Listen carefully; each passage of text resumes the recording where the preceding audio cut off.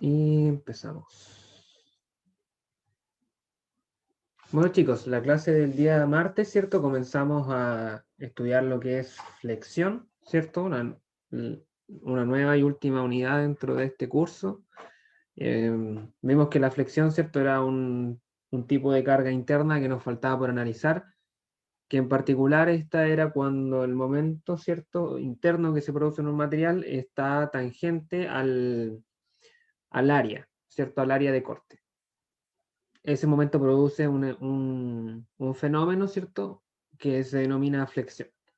Esa flexión va a tener asociada un esfuerzo y una deformación, que al final del día ese es nuestro objetivo a determinar en esta unidad. Para eso, el día martes dimos el primer paso, ¿cierto? Que fue encontrar los diagramas de carga cortante y momento flexionante o momento flector interno a lo largo de toda la vida. ¿Cierto? Hasta ahora los problemas pasados, la gran diferencia era que con hacer un corte en una sola sección obteníamos la carga interna que representaba, ¿cierto?, a la condición de carga interna de toda la pieza. En este caso no es así, esa carga va cambiando dependiendo del punto en el que yo haga el corte, por lo tanto necesitamos encontrar una función, ¿cierto? Y con esa función tenemos la facilidad de evaluar en el punto que nosotros queramos el momento y la fuerza cortante, de esa manera poder calcular a futuro los esfuerzos y las deformaciones. Eso a grandes rasgos. Ahora la idea es que podamos a partir de esa fuerza, de ese momento, encontrar, ¿cierto?, los, em, los esfuerzos, ya la distribución de esfuerzo, dónde está el esfuerzo máximo, cómo se distribuye, etcétera. Todo lo que hemos calculado para carga axial, para carga cortante y para momento torsor, ahora queremos también calcularlo en momento flector. Ya, para eso sí, necesitamos dar otro paso previo, que aquí es necesario, antes de entrar a estudiar el esfuerzo, es estudiar un par de propiedades geométricas que algunos de ustedes conocerán, otros quizás no tanto, sobre todo porque acá hay tres carreras, ¿cierto? Está la ingeniería civil mecánica y civil industrial mecánica, que ellos seguramente estén más familiarizados con este tema porque lo habrán visto en mecánica técnica, probablemente algunos conmigo también. Así que esto les sirve a modo de repaso, y a los que no, obviamente esto es realmente importante que lo sepamos calcular. Estoy hablando de dos propiedades. La primera es el centroide de un área. Necesitamos sí o sí en esta parte de la materia saber encontrar el centroide de un área. Ya, básicamente el centroide es un punto que define el centro geométrico. O sea, es un punto que me divide según los ejes que pasan por ese punto, el área en partes iguales. Para un área con forma arbitraria, ¿cierto? Vamos a denominar que este centroide está en un punto que está definido por coordenadas x, y, que acá las vamos a llamar x barra e y barra, ¿cierto? Una figura arbitraria.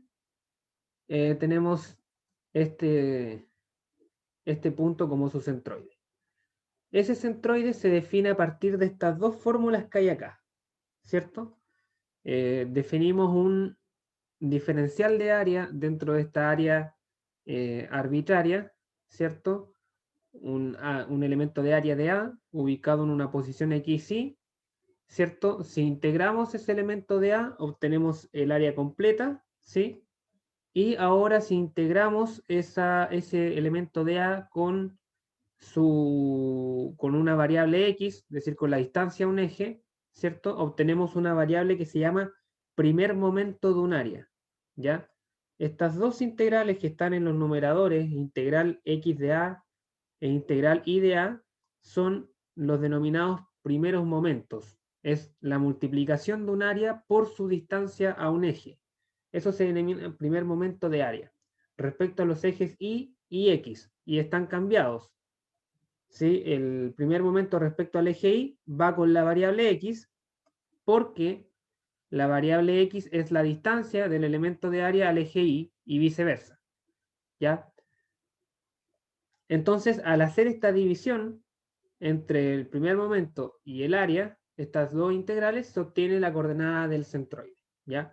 Aquí yo no voy a entrar en detalle de dónde sale esta fórmula porque es un procedimiento un poco, no es largo, pero no es necesario que lo conozcamos en profundidad.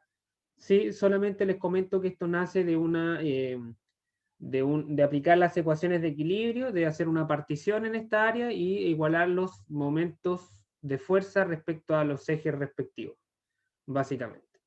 Y sale estas dos fórmulas que si yo resuelvo estas tres integrales, son tres al final, una es el área completa, los dos primeros momentos, hacer las divisiones, yo encuentro el centroide del área que a mí me interese. ¿Ya?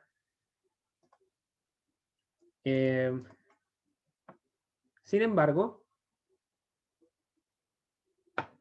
cuando un área presenta algún grado de simetría, parcial o completo, ¿cierto? Eso me puede simplificar a la hora de querer encontrar el centroide, ¿cierto? Si yo tengo un eje simétrico de simetría del área, o sea, el área tiene un eje de simetría respecto al cual es simétrica, entonces en ese caso el centroide se encuentra sí o sí sobre dicho eje, ¿vale? Por ejemplo, en este caso, esta área sombreada, ¿cierto? Tiene como eje de simetría este eje Y, ¿cierto? Entonces sabemos de antemano que al ser simétrica el centroide tiene que estar sí o sí en algún punto dentro de ese eje. Ya tiene que estar acá en algún punto. No sabemos exactamente la altura, pero sí sabemos que está ahí. ¿Ya? Eso es importante porque me exime de la responsabilidad de resolver alguna de estas integrales, ya que sé que este x barra vale 0, entonces no tengo la necesidad de resolver esta integral, ¿vale? Porque sé que el centroide ya está ahí. Bueno, y en cuanto a simetría, sabemos que un elemento es simétrico porque lo podemos analizar simplemente visualmente, pero en su definición base es que por cada elemento de A tenemos un de A' que está a una distancia igual, pero con signo contrario. Ya eso es la definición básica de simetría. Eso cuando tenemos un eje de simetría. Si tenemos dos, en ese caso, el centroide sí o sí está en la intersección, ¿vale? De dichos ejes. Si hay dos ejes de simetría, el centroide sí o sí tiene que estar en ese punto. Aquí no tendría que resolver ninguna integral y solamente por inspección visual yo puedo saber que el centroide está en ese punto, ¿vale? Este es un caso obviamente muy ideal, porque no tendríamos que hacer el cálculo alguno. Para casos más complejos se resuelve la integral, pero yo acá les voy a dar los centroides de las figuras más comunes, en realidad de las dos figuras que más vamos a utilizar en este curso, que son el rectángulo, ¿cierto? Y el triángulo. En el rectángulo, obviamente, al tener dos ejes de simetría, ¿cierto? El centroide está al medio, y en el triángulo, ¿cierto? Está en una razón de 1/3, 2/3 de su base y su vértice respectivamente. Sí, esto quiere decir que el centroide está a 1/3 de su base y 2/3 del vértice de acá. Lo mismo en el sentido contrario. 1/3 de su base, 1/3 de h, ¿cierto? Y 2/3 de h hacia el vértice. Eso es importante saber interpretarlo, ya que estas dos fórmulas que están dadas acá, están dadas respecto a este eje de coordenadas que está específico en esta figura. Sin embargo, dependiendo del problema que nosotros tengamos, si tenemos un eje de coordenadas en otros puntos, tenemos que saber interpretar estas fórmulas y dar con el centroide según los ejes de coordenada que correspondan. Así que bueno, estas fórmulas de acá, estas dos fórmulas que les estoy dando, hay muchas más, ¿cierto? Está la del círculo, por supuesto, también está al medio, pero está la del semicírculo, la de un área parabólica, ¿cierto? Una elipse, etcétera. Estas fórmulas que están acá, que yo les doy, ¿cierto? Se obtienen de la resolución de las integrales que vimos al principio, ¿ya? Eso era nada más contexto, ya que acá no vamos a resolver integrales, solamente vamos a ocupar estas fórmulas que les doy acá directamente.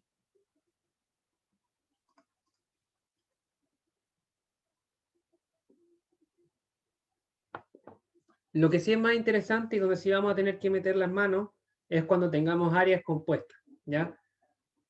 Cuando tengamos áreas más complejas que se puedan dividir en figuras más simples, queremos determinar, por ejemplo, el centroide de esta área que tiene una figura, ¿cierto? Una geometría un tanto particular. Aquí nosotros podríamos integrar toda esta área, pero esa integral probablemente no sea tan fácil de resolver porque acá tenemos varias funciones y tendríamos que definir por tramo, lo cual puede, ¿cierto?, dificultar el problema, pero existe un procedimiento para encontrar este centroide a partir de los centroides de figuras en las que yo pueda dividir esta área, ¿vale? Por ejemplo, yo puedo dividir acá claramente esta área en 3 áreas conocidas. Puedo dividir acá un triángulo. ¿Cuál es la ventaja de dividirlo en ese triángulo? Que yo sé dónde está el centroide de ese triángulo. Sé que está acá, ¿cierto? Yo sé que el centroide está ahí por las fórmulas que yo le di antes. Luego también puedo dividir acá en otro triángulo más, ¿cierto? Que también puedo conocer su centroide. Puedo saber que el centroide está aquí. Y también me queda un rectángulo, donde el rectángulo también, por supuesto, sé que su centroide está en su eje, en su centro de simetría. Entonces, si nosotros queremos encontrar el centroide grande de la figura grande, este centroide C, a partir de los centroides de las figuras que la componen, de las figuras pequeñas, los dos triángulos y el rectángulo, ¿cierto? Ocupamos estas fórmulas que hay acá, estas sumatorias. Hacemos sumatorias sucesivas de las coordenadas del centroide por las áreas y dividimos en la sumatoria de áreas y también para el eje Y lo mismo, distancias hacia el eje X por las áreas dividida en la sumatoria de áreas y eso me entrega el centroide general, el centroide de la figura completa. Y note, ¿cierto?, que este denominador, sumatoria de áreas, no es otra cosa que el área total de la figura completa, ya que es la suma de las 3 áreas que la conforman. Así que eso básicamente respecto a esta primera propiedad, el eje, el centroide, ¿cierto? Para figuras básicas se encuentra integrando. En este caso yo las figuras que vamos a ocupar ya les doy es el resultado de esa integración, pero para figuras compuestas, ¿cierto? Ocupamos estas dos formulitas que hay acá. Hacemos las sumatorias, dividimos y después encontramos el centroide de esa manera. Así que bueno, vamos a ver un ejemplo bien básico. Acá es todo lo que yo le estoy enseñando acá en esta clase tiene sentido porque nosotros vamos a tener que encontrar los centroides de secciones transversales de viga, ¿sí? Las vigas tienen muchas secciones transversales, está la viga T, que es una de las más clásicas, como esta que está acá, ¿cierto? Está la viga H también, la viga C, etc. Entonces, en este caso, queremos encontrar el centroide de esta viga T.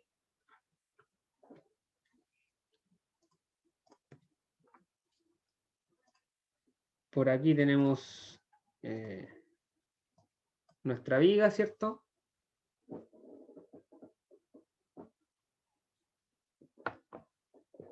Ya.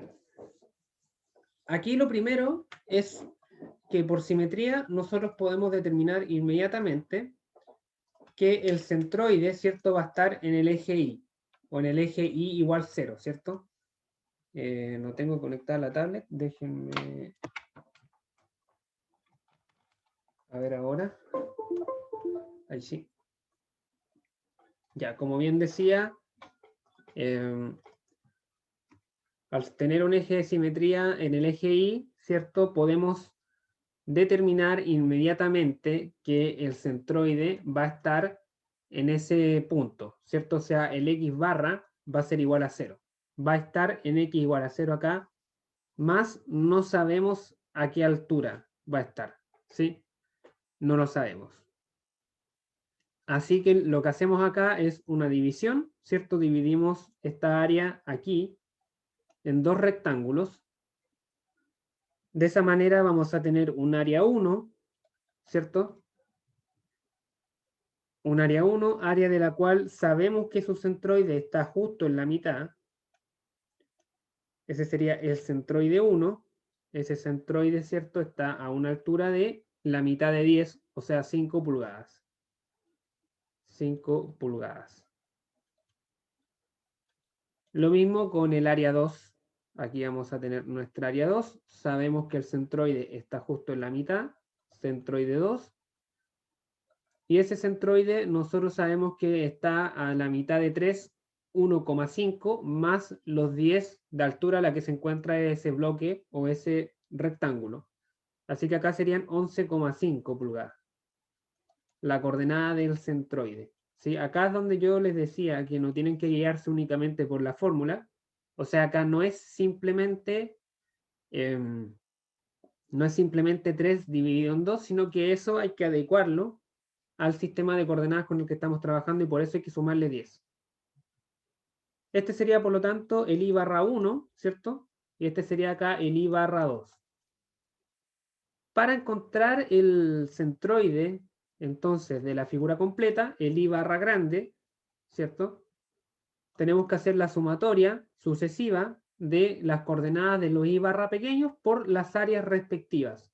O sea, tenemos que hacer i barra 1 por el área 1 más i barra 2 por el área 2 más área 1, dividido en área 1 más área 2.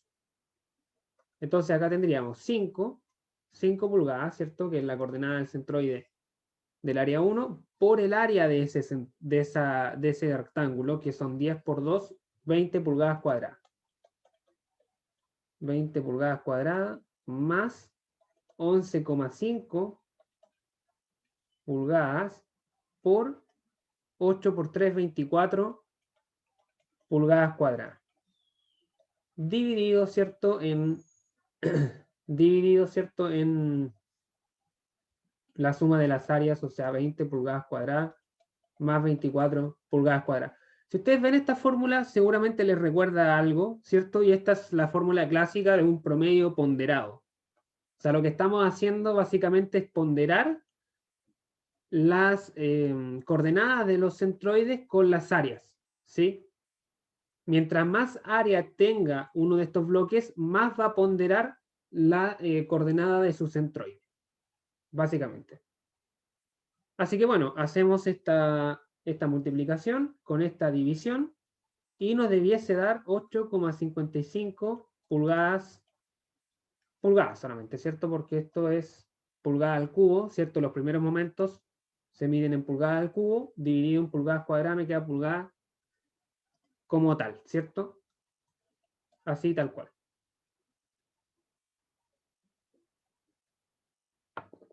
Entonces el centroide de la figura general va a estar a 8,55 pulgadas de altura, o sea, más o menos, digámoslo así, debería estar por acá.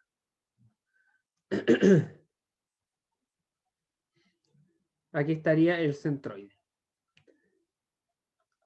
A 8,55 pulgadas del piso. Vamos a anotarlo un poquito más al lado para no tapar lo demás. Aquí 8,55 pulgadas. Respecto al eje X, este sería el centroide de la figura completa, de la T completa, ¿cierto? Eso respecto al centroide, chicos. Como ven, no es algo complicado para nada, pero igual les hago la pregunta si es que alguien tiene alguna duda, algo que no haya quedado claro, que no se haya entendido.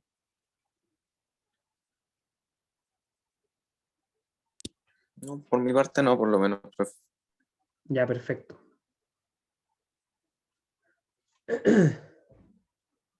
Vamos a ver entonces ahora la segunda propiedad, que también necesitamos tener maestría en calcularla, que es el momento de inercia.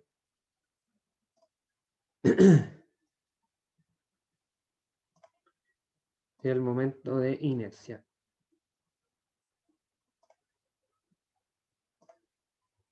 Por aquí está. Fíjense que para calcular el centroide calculamos una propiedad que yo les dije, ¿cierto? Que se llamaba el primer momento de un área, ¿cierto? Esta integral que está acá. Esa integral la ocupamos para calcular el centroide, el primer momento.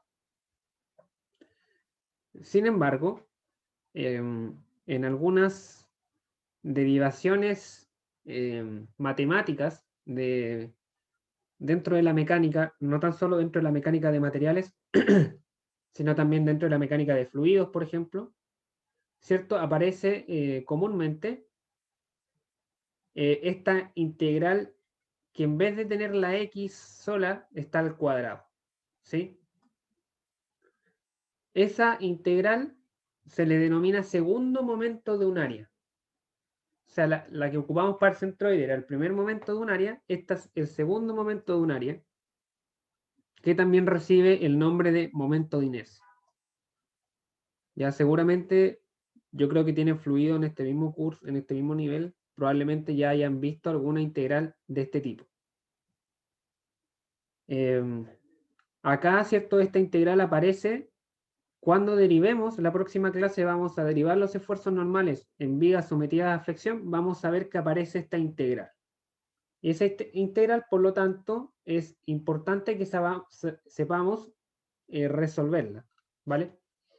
Entonces, bueno, volvemos al problema ejemplo de esta área arbitraria.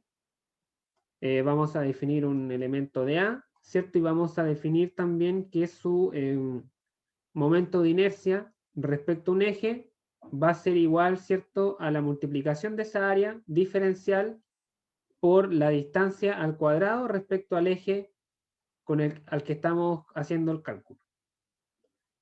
Entonces, por ejemplo, segundo momento de área, o el momento de inercia, que me confundo ahí, me lío con los nombres, ¿cierto? Respecto al eje X, va a ser igual a I cuadrado por dA. Fíjense que acá van cambiadas los índices. Este es el momento de inercia respecto al eje X, y va con el I cuadrado porque el I es la distancia del elemento al eje X. Y al revés, el primer momento, o el momento de inercia, respecto al eje Y, va con el X cuadrado porque el X es la distancia al eje Y. Esos serían los momentos de inercia del elemento diferencial. Si nosotros quisiéramos encontrar el momento de inercia de la figura completa, lo que se hace es integrar. Integrar en toda el área, ¿cierto? Integramos y nos dan estas dos fórmulas de acá. Momento de inercia respecto al eje X, respecto al eje Y, respectivamente. Estas son variables que se miden en longitud a la cuarta potencia, o sea, metros a la cuarta, milímetros a la cuarta, pulgada a la cuarta, pie a la cuarta, porque nos fijamos que son distancias al cuadrado por áreas. O sea, aquí, por ejemplo, I cuadrado, ¿cierto? Ahí tenemos dos veces unidad de longitud por el área, que ya es una unidad de longitud al cuadrado, me queda unidad de longitud a la cuarta.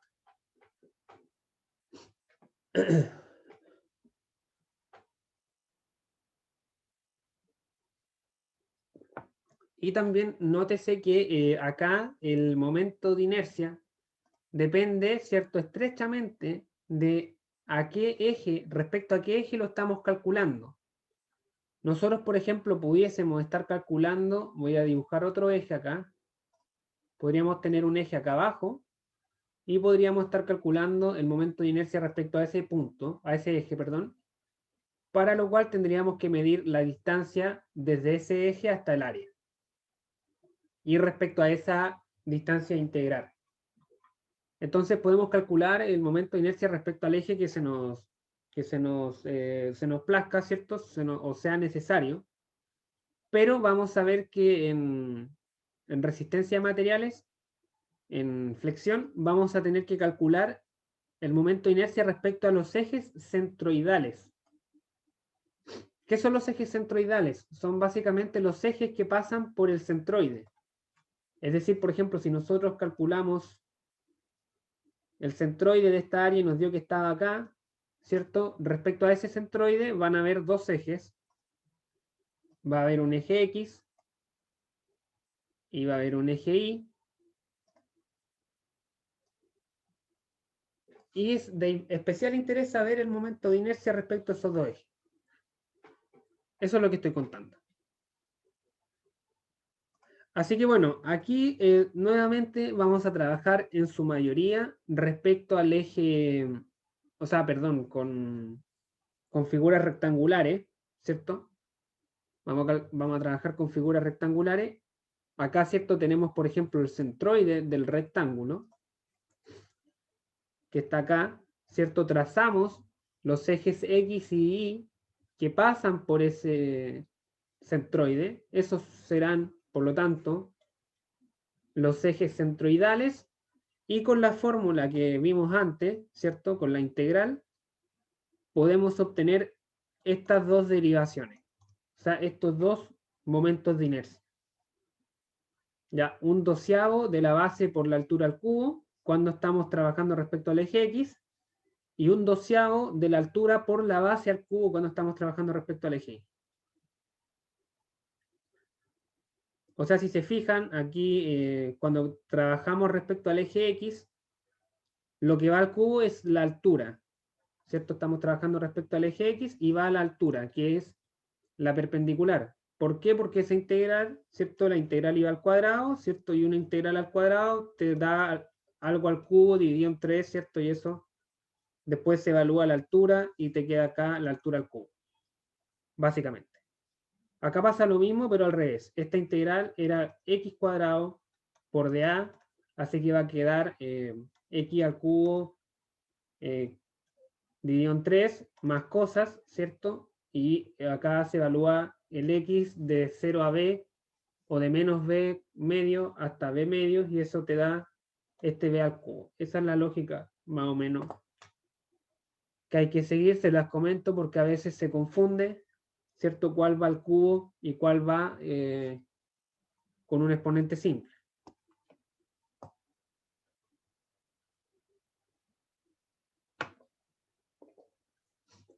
Ya, eso en cuanto al momento de inercia para figuras sencillas. Acá, lógicamente, cada figura tiene su momento de inercia, el triángulo, el círculo, etcétera. De hecho, nosotros en torsión trabajamos con el momento de inercia, pero el polar, ¿cierto? Que es exactamente lo mismo, solamente que el momento de inercia polar es el momento de inercia, pero respecto al eje Z, al eje Z, el eje que está acá. Entonces, si yo tengo, por ejemplo, un dA, ¿cierto? Este es mi dA, que está a una distancia y está a una distancia X, y esa distancia yo acá puedo definir una distancia Z, ¿cierto? Y el momento de inercia polar es Z al cuadrado por el de A. Pero Z al cuadrado es X cuadrado más Y cuadrado, ¿cierto? Por el de A. Y ese es el momento de inercia polar con el que nosotros estamos trabajando en torsión, ¿ya? Solamente se los comento a modo de datos, ¿cierto?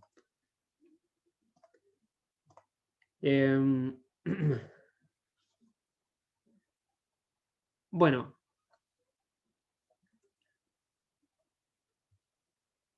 ya, lo otro que necesitamos dominar acá es un teorema, el teorema de los ejes paralelos. Como su nombre lo dice, lo que me permite hacer este teorema es trasladar un momento de inercia conocido respecto a un eje, trasladarlo a otro eje, ¿ya? Siempre y cuando los momentos que sean conocidos sean los ejes centroidales, y esto es de suma importancia. Siempre que yo conozca los momentos de inercia centroidales, ¿ya? Y estos con mucha frecuencia se conocen porque están tabulados, ¿cierto? Están tabulados, están en tablas, en los libros ustedes lo pueden pillar. Acá yo les doy, por ejemplo, el que vamos a ocupar. Estos son momentos de inercia centroidales, porque están calculados respecto al centroide.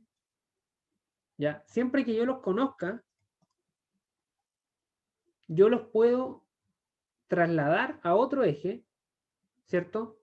Puedo calcular los momentos de inercia respecto a otro par de ejes, siempre y cuando esos ejes sean paralelos a los ejes centroidales mediante estas dos fórmulas de acá. ¿Vale?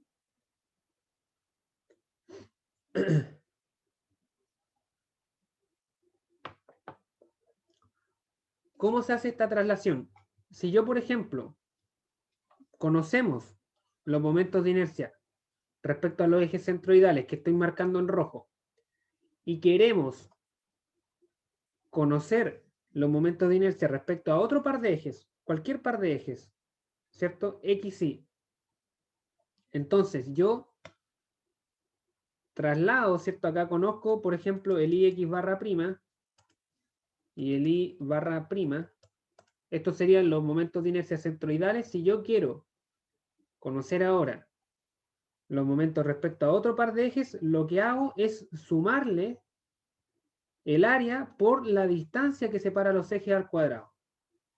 Y de esa manera obtengo el momento de inercia respecto al eje, ¿cierto? En el cual yo quería hacer los cálculos. ¿Vale? Lo mismo con respecto al eje Y.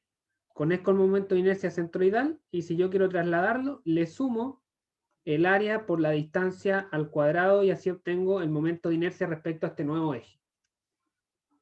Pero acá siempre, y esto, por favor, grábenselo, tengo que partir siempre del eje centroidal. No puedo ocupar esta fórmula si es que este no es el momento de inercia centroidal. Si es otro momento, no, si es otro momento, no se puede, ¿ya? Por ejemplo, si después yo pongo otro eje acá abajo, yo no puedo hacer la traslación desde este eje hasta este, ocupando esta fórmula, no puedo. Pero sí puedo desde este hasta este, siempre partiendo del centroidal. Esa es la clave. Y bueno, la fórmula sencilla simplemente se le suma área por distancia al cuadrado. Bueno, aquí están las definiciones, ¿cierto? Las definiciones de las variables de la fórmula. Tenemos los momentos de inercia de los ejes arbitrarios, que son los resultados que queremos obtener, ¿cierto? Estos de acá, momentos de inercia respecto a los ejes arbitrarios, que obtenemos a partir de los momentos de inercia respecto a los ejes centroidales, que son estos que llevan acá la barra arriba, ¿cierto? Y también llevan una prima porque están calculados respecto a los ejes primados. Tenemos las distancias entre los ejes. Recordemos que los ejes tienen que ser paralelos, por lo tanto la distancia que existe entre dichos ejes es única, ¿cierto? O es la distancia más corta, mejor dicho, no es esta distancia, siempre es la distancia más corta, o la distancia perpendicular. Y esta ecuación, ¿cierto?, la podemos leer de la siguiente manera. El momento de inercia de un área respecto a un eje es igual al momento de inercia del área respecto a un eje paralelo que pasa por el centroide más el producto del área y el cuadrado de la distancia perpendicular entre los ejes. Ese es como el enunciado de la fórmula.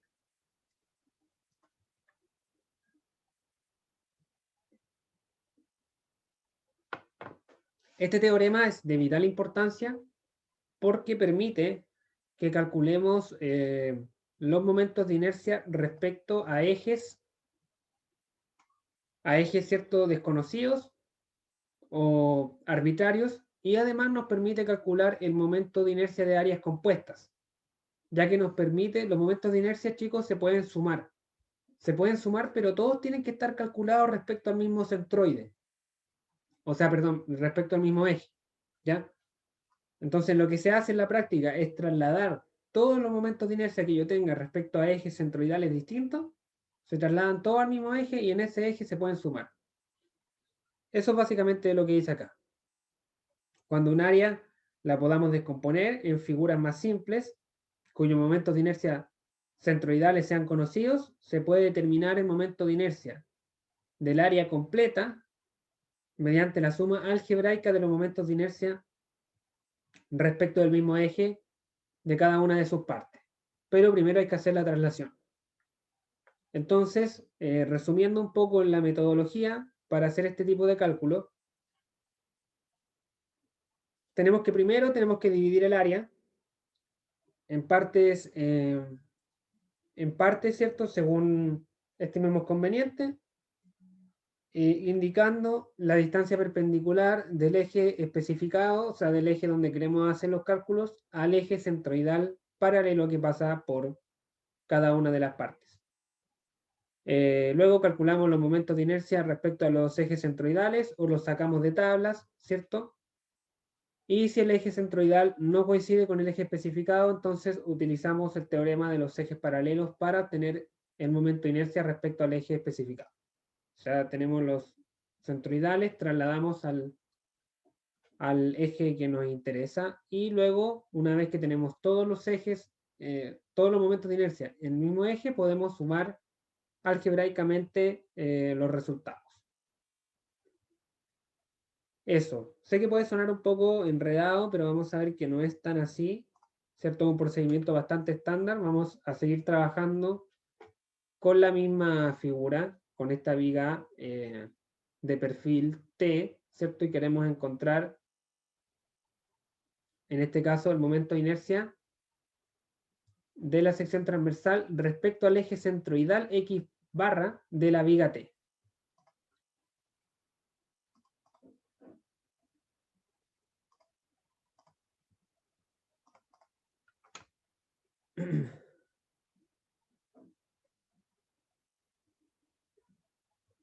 Ya. ¿Qué significa esto? Significa que nosotros queremos aquí, nos dice, ¿cierto? Determine el momento de inercia de la sección transversal respecto al eje centroidal X' de la viga. ¿Ya? Este va a ser un cálculo que nosotros vamos a tener que hacer comúnmente para calcular esfuerzos normales. Ya por eso lo estamos viendo acá. Aquí está en la segunda parte del problema. Entonces, nosotros lo que queremos encontrar acá es el momento de inercia respecto al eje centroidal. Nosotros ya calculamos el centroide, ¿cierto? Sabemos que el centroide de esta viga, ¿cierto? Está por acá. Ese es el eje centroidal de la T completa, de toda la figura, ¿cierto? Porque pasa por su centroide. Aquí está el centroide. Aquí está el centroide, ¿cierto? Ese centroide nosotros sabemos que está ubicado a una distancia de 8,55, que nos dio 8,55 pulgadas. Ya. Entonces, ahora, ¿cierto? Nosotros acá podemos mantener la división que hicimos, ¿cierto? Tenemos esta área 1, que su propio centroide, el centroide de ese rectángulo como tal, ¿cierto? Está por acá. C1, y acá también en el área 2 también tiene su centroide del propio rectángulo aquí, ¿cierto? Área 1, C1, área 2 y C2, y C es el centroide de la figura completa. Entonces, si nosotros miramos la presentación, acá yo les di, ¿cierto? El momento de inercia de un rectángulo, que es básicamente este. Vamos a traer nuestra figura al problema para trabajar con ella. ¿Cierto? Por aquí, la vamos a dejar por acá para hacer uso de ella. Ya. Esta fórmula nos dice que el momento de inercia centroidal del rectángulo vale 1/12 por la base por la altura al cubo. ¿Ya? Respecto a su propio centroide. ¿Ya? Entonces, por ejemplo, para el centroide, para el área 1, ¿cierto? Yo puedo calcular el momento de inercia aquí, ¿cierto? Ese es el eje centroidal del área 1, ¿ya? No del área completa, del área 1. Vamos a llamar a este eje X1, ¿ya? El momento de inercia del área 1, el momento de inercia del área 1 respecto de su propio centroide, ¿sí? Vale 1/12 por la base, ¿cierto? Donde la base son 2 pulgadas por la altura al cubo, ¿ya? este es el momento de inercia del área 1 respecto a X1, ¿ya? Respecto a su propio eje centroidal. Pero nosotros necesitamos el momento de inercia respecto al eje centroidal de la figura completa, es decir, respecto a este eje X, vamos a llamar X grande, a este, X grande. Entonces tenemos que aplicar el teorema de los ejes paralelos, es decir, tenemos que sumarle el área por la distancia al cuadrado. Y esa distancia aquí va a valer 8,55 menos 5, ¿cierto? Me da 3,55. 3,55 pulgadas porque el centroide, ¿cierto?, del área 1 está ubicado a 5. A 5 pulgadas. Entonces, si ahora calculamos el momento de inercia del área 1, no sé qué subíndice le poner, le voy a poner un superíndice X1, este sería, no, X, este sería el X1, acá sí sería, ¿cierto?, un medio de 2 pulgadas por 10 pulgadas al cubo, más la traslación, que es el área, o sea, 20 pulgadas al cuadrado, por la distancia al cuadrado. No, acá no es 20 pulgadas al cuadrado, es 20 pulgadas al cuadrado. Ahí sí. Por la distancia al cuadrado, que es 3,55 pulgadas, y esto sí va al cuadrado. ¿Vale? Esto que está acá sí que es el momento de inercia del área 1 respecto a qué eje, al eje X grande, ¿ya? Porque hicimos la traslación. Esto de acá es la traslación. La traslación.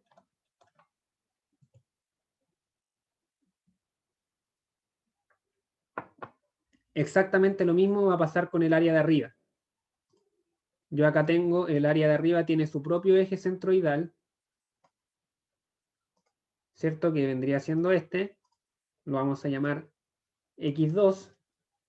Entonces, aquí el momento de inercia del área 2 respecto al eje X2, es decir, a su propio eje centroidal, va a ser igual a un medio de la base, que en este caso es 8 pulgadas, por la altura, que en este caso es 3 pulgadas al cubo. ¿Vale?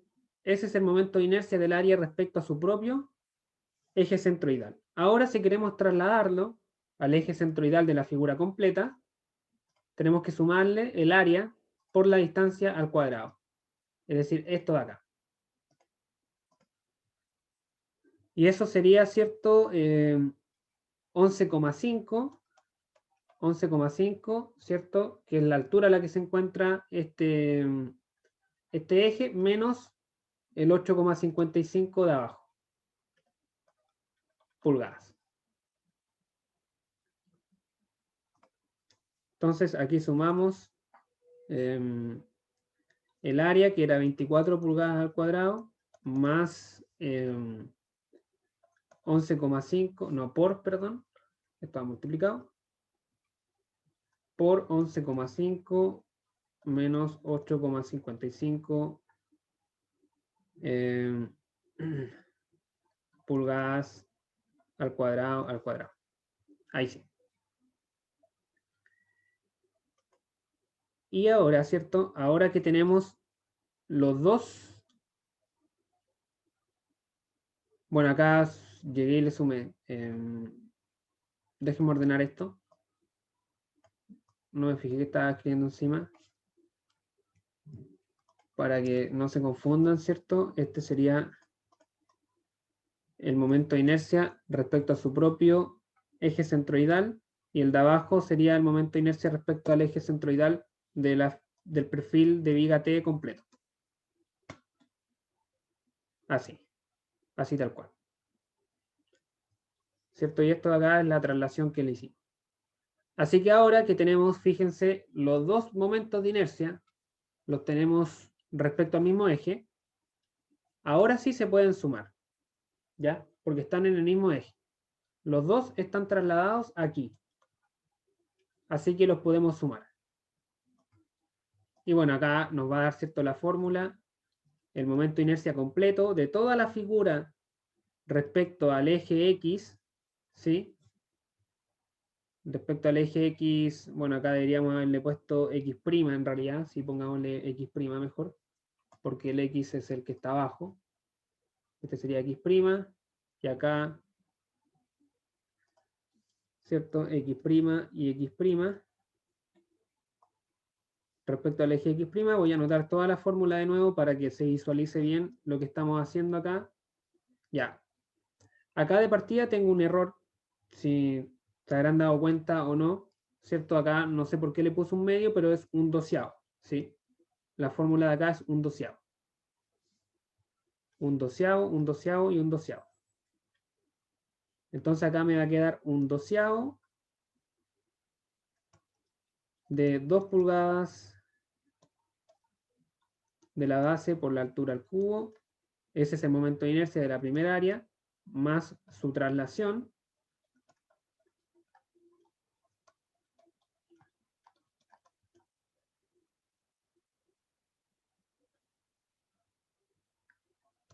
Al cuadrado. Ese sería el momento de inercia de la primera área más el momento de inercia de la segunda área. 8 pulgadas por 3 pulgadas al cubo más 24 pulgadas al cuadrado, que es el área por la distancia, que es 8,55 pulgadas al cuadrado al cuadrado. Sí, este es el momento del área 1,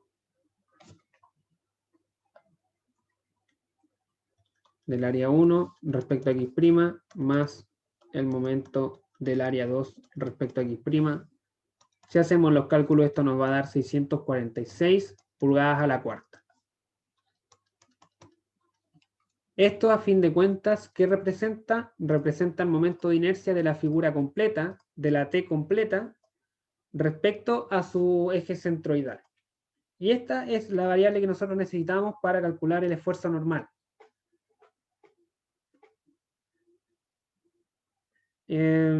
Así que eso, chicos.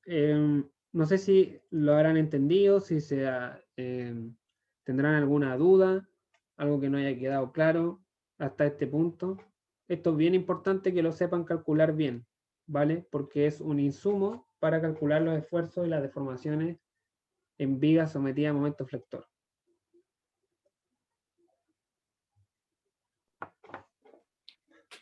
Sí, no se ve tan complicado, pero igual son como hartos pasos. Profe, una consulta. ¿Sí? A mí no me quedó muy claro por qué en el momento de inercia teníamos que tomar el momento de inercia respecto al eje X, teníamos que tomar como referencia la distancia Y y viceversa. Para el momento en X teníamos que tomar no, para el momento en Y teníamos que tomar la distancia en X. Mientras que para el centroide era eh, por el lado del X era lo del X, por el lado del Y era lo de Y. No sé si me podría explicar eso de nuevo, por Sí. favor. Ya, mira. A ver, vamos a volver a la diapositiva. Ya, lo que pasa es que los momentos siempre van con variables cambiadas. Siempre van con variables cambiadas porque lo que interesa es la distancia al eje en cuestión. ¿Vale? Siempre lo que interesa es la distancia al eje en cuestión. O sea, por ejemplo, el primer momento, que el primer momento se denomina con la letra Q del eje Y, ¿cierto? Respecto al eje Y es igual a la integral de la distancia que hay al eje Y. X. Esto es como cuando tenemos fuerzas, ¿cierto? Con fuerza siempre se mide la distancia al punto donde estamos calculando el momento. Acá es lo mismo, pero estamos calculando el momento de un área. Entonces, la distancia a este eje Y va con X. X por dA. X por dA. ¿Vale? Y el centroide del eje X se calcula con el primer momento respecto al eje Y sobre el área. Pero como el primer momento respecto al eje Y va con la integral de X, ahí sí me queda en la fórmula, al final de cuentas me queda X con X, ¿ya? Pero esto sale, como yo lo mencionaba al principio, sale de hacer una sumatoria de fuerzas, ¿ya? Suponiendo que esta área tiene un peso, ¿cierto? Tiene una densidad, esto tiene un espesor, va a tener un peso, ese peso causa un momento, y luego, ¿cierto? Se simplifica el peso y el espesor y te queda esta fórmula que está acá. Por eso van cambiados, la definición de los momentos siempre va cambiado, pero la del centroide no, y es más que nada por una formulación matemática que sale a partir de momentos, ¿ya?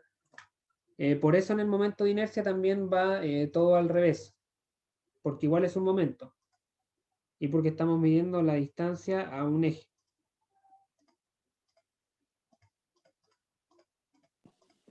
Aquí. Ya. Ahora sí. Eso más que nada. Bueno, como les decía, acá lo que interesa es que sepamos calcular los momentos de inercia respecto a los centroides de perfiles de viga, ¿ya? Perfiles de viga. Acá trabajamos con un perfil de viga T. Hay dos perfiles más que son bien importantes, que son los perfiles de viga H y viga U, ya que son estos dos que voy a poner acá.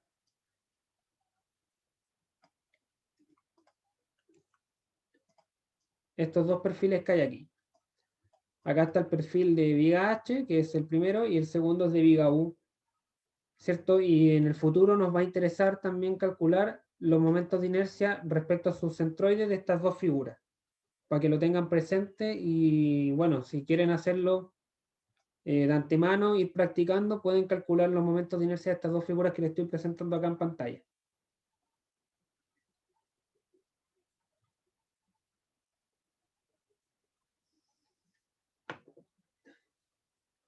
Así que eso, chicos, no sé si habrá alguna duda más, alguien más que quiera comentar algo respecto a esta clase. Ya vamos terminando, ¿cierto? Esto era lo que tenía planificado para hoy. Ya la próxima semana nos lanzamos de lleno a lo que es cálculos de esfuerzo porque ya vamos sabiendo, ¿cierto? Todo lo necesario. Sabemos hacer los diagramas de fuerza cortante, momento flector y calcular los momentos de inercia. Así que ya estamos listos para calcular esfuerzos y deformaciones.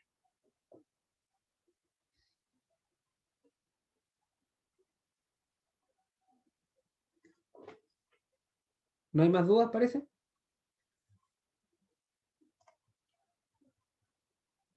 Bueno, en ese caso, vamos a dar por finalizada la clase del día de hoy. Sí.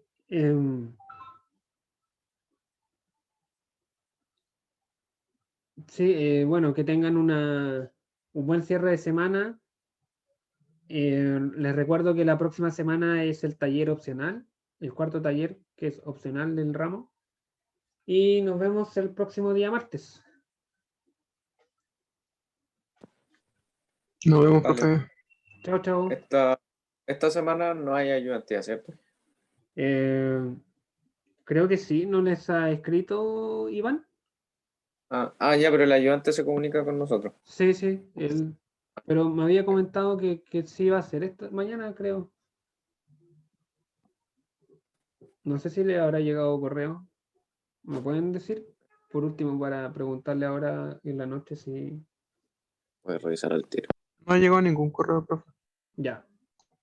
Ya vale. Bueno, estén atentos mañana en la mañana si les llega correo de Iván para que se conecten para revisar esto y lo último que vimos de torsión también. Vale. Gracias, profe. Que tenga buena semana igual. Buen resto de semana. Muchas gracias. Nos vemos la próxima clase.